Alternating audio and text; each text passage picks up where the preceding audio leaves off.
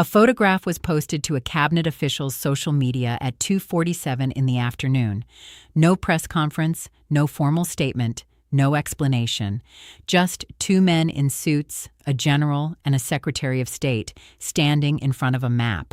Not a map of Latin America, not a map of the Caribbean, a map of Cuba. And if you know how power speaks without words, what happened in that room this week may be the most significant signal Washington has sent in decades. Stay with me, because by the end of this, you will not be able to look at this photograph the same way again. Marco Rubio flew to Miami this week and walked into the headquarters of United States Southern Command. He met with General Francis Donovan, the man who took command of Southcom just 3 weeks earlier. They posed for a photo. Behind them, mounted on the wall, was a detailed operational map of Cuba. Provinces, key cities, topographical features, the full picture. When reporters asked Rubio why he chose to stand in front of that specific map, he said, and I want you to hold on to this word, he said it was fitting. Fitting. Remember that word. We are coming back to it. What most people do not know, and what the State Department did not volunteer when they called this a routine coordination meeting, is that 6 weeks before this photo was taken, General Donovan sat before the United States Senate Armed Services Committee and answered a question under oath. Senator Tim Kaine asked whether Southcom had sufficient forces to respond if the Cuban government collapsed. Donovan did not hesitate. He said, "Senator, we have the capability to secure key points of entry and establish humanitarian corridors within 72 hours of a decision to act. 72 hours, 3 days, from a standing start to boots on the ground." That is not a theoretical capability.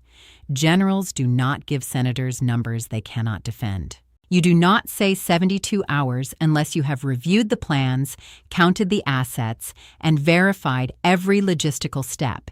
He said it under oath, and 6 weeks later, the Secretary of State flew to his headquarters and stood in front of Cuba's map. If that sequence does not make you pause, read it again. Here is what makes this moment even more significant, and this is the piece that the mainstream coverage keeps missing. A 2024 Rand Corporation study confirmed that Southcom has maintained continuously updated invasion plans for Cuba since 1996, revised every 18 months. The modeled scenario is called humanitarian intervention following state collapse. 50,000 U.S. troops, control of Havana, secured ports, refugee processing centers, estimated cost $180 billion over 3 years. That plan is not hypothetical. It is a living document. It is updated on a cycle, and the man who now commands the force that would execute it just told the Senate he can begin in 72 hours. The photo now means something different than it did 60 seconds ago. But here is where the story turns, because what Washington is engineering may not be a military operation at all. On April 2nd, the Treasury Department sanctioned 17 Cuban military officers for the repression of peaceful protesters. Not symbolic figures, not low-level officials.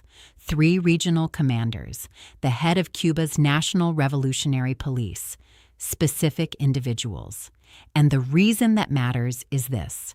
A 2023 report from the Center for Strategic and International Studies documented what these generals actually own outside Cuba: luxury apartments in Madrid, bank accounts in Caribbean tax havens, property holdings in Spain, Mexico, and Panama. These are not ideological warriors living austere revolutionary lives. These are men with financial portfolios that depend on access to the international banking system. The sanctions make those assets vulnerable, and vulnerability creates a choice. Stay loyal to a government that is sinking and watch your foreign holdings disappear one by one, or negotiate an exit. Cooperate with Washington's transition plan and keep what you have. That is the calculation being engineered, not a military confrontation. A financial reckoning aimed directly at the men who hold the keys. The photograph communicates both tracks simultaneously. It tells the Cuban military leadership, we have the force option if you require it, and we have the economic option if you choose it. Either way, we are already at the table, and your map is on the wall behind us. Cuba's foreign minister, Bruno Rodriguez, responded within 24 hours, calling the image a provocation designed to intimidate the Cuban people. Cuban exile networks in Miami circulated it as evidence the administration is serious. 2 audiences, 1 photograph, 1 shared conclusion. Something is being prepared. What concerns me is not any single piece of this. It is the architecture, the oil blockade, the banking sanctions, the prisoner releases, the Starlink offer structured to be refused, the failed state classification, the sanctions targeting individual generals with foreign assets, the Donovan confirmation, the 72-hour Senate testimony, the Southcom visit, the photograph. Each piece supports every other piece, and together they describe something that is no longer a posture. It describes a direction. I have been covering the progression of this story daily, and I want to be direct with you. I have been resisting a conclusion because of how large the implications are, but every element of what I have tracked over the past 5 months is pointing the same way. The narrative case is being constructed. The operational capability is confirmed and positioned. The financial pressure is being applied to specific individuals whose defection would make military action unnecessary, or whose loyalty would make it required. I could be wrong. I have said that before on this story, and I will say it again. Maybe the photo was incidental. Maybe 72 hours was a factual answer with no operational weight behind it. Maybe fitting was just a casual word choice, and not the most precisely chosen understatement in American diplomacy this year. But I have covered geopolitics long enough to know the difference between coincidence and sequence. Coincidence is random. Sequence has a destination.